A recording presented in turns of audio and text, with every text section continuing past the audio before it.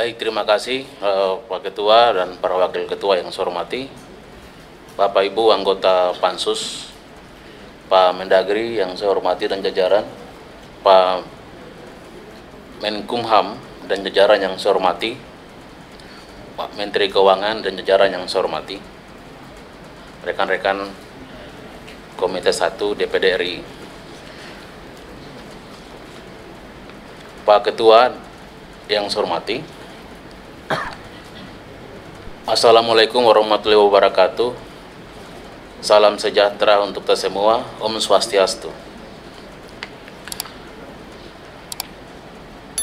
Dari hasil kerja Pansus Papua DPD RI, dari hasil kerja Timja Komite 1 DPD RI, dirumuskan dan disampaikan dalam keputusan paripurna DPD RI memutuskan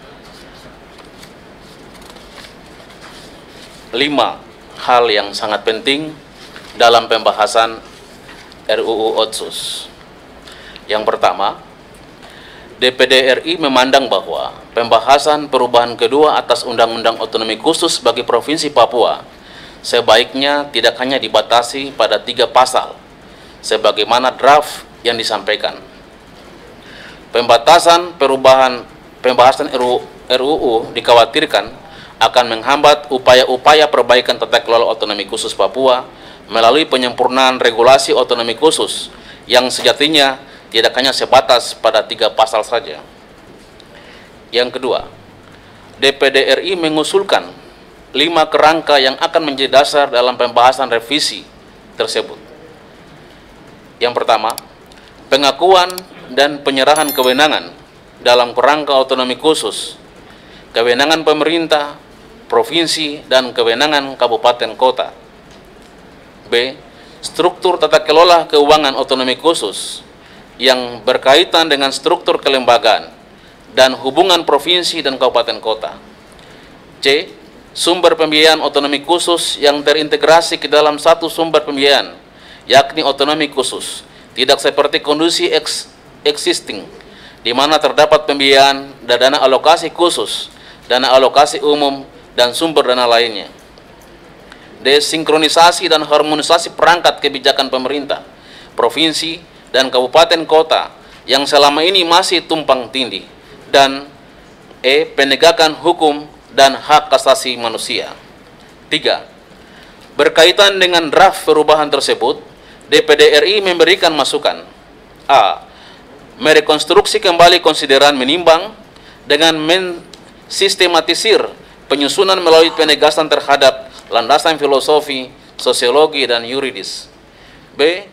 Memasukkan pasal 22D Undang-Undang Dasar tahun 1945 dalam konsideran mengingat. C. Pasal 1 angka 1 RUU memastikan bahwa perumusan definisi dan istilah tidak bertentangan dengan konstitusional Negara Kesatuan Republik Indonesia. Pasal 34 RUU DPD RI meminta adanya pembahasan lebih lanjut berkaitan dengan skema pendanaan dana otonomi khusus secara lebih berkeadilan dengan tetap memperhatikan kekhususan bagi orang asli Papua. 2. Penguatan kapasitas kelembagaan dan pengawasan yang lebih efektif. 3. Mempertegas bentuk dan pola pengawasan pimpinan dan pengelolaan otonomi khusus. 4. Efektivitas pengaturan bagi hasil migas dengan Perdasus. 5. Pengaturan lebih lanjut pengawasan pimpinan, pengelolaan dengan peraturan pemerintah. Pasal 76 RUU DPD RI meminta adanya pembahasan lebih lanjut mengenai kriteria mengenai pemekaran provinsi di Papua. 2. Pembiayaan. 3. Bentuk keterlibatan MRP, DPRP dalam pemekaran. 4. DPD RI mengusulkan bahwa revisi Undang-Undang tentang Otonomi Otsus Papua juga mempertimbangkan beberapa hal sebagai berikut. A. Memastikan kewenangan khusus bagi Provinsi Papua. Kewenangan khusus ini memastikan Undang-Undang tentang Otsus tidak dikalahkan oleh undang-undang sektoral dan kementerian, termasuk dengan adanya Undang-Undang tentang Cipta Kerja. B. Perlu untuk memuat substansi kekhususan tersebut dalam konsideran mengingat yang kemudian diatur lebih lanjut dengan Perdasus. C. Perubahan nomenklatur partai politik dalam Undang-Undang tentang Otsus Papua menjadi partai politik lokal. Pasal terkait dengan partai politik di Undang-Undang Otsus. D. Pasal mengenai DPRP, khususnya mengenai pemilihan, tidak harus dipilih akan tapi diangkat menjadi orang asli Papua, duduk di MRP dan di DPRP. E. Pasal definisi orang asli Papua, tidak ada pengangkatan dan ada hanya pengaturan hak waris bagi orang asli Papua. F. Agar dana Otsus dipisahkan dari sumber pendapatan daerah lainnya, agar perencanaan, pelaksanaan, dan pertanggungjawaban tersendiri.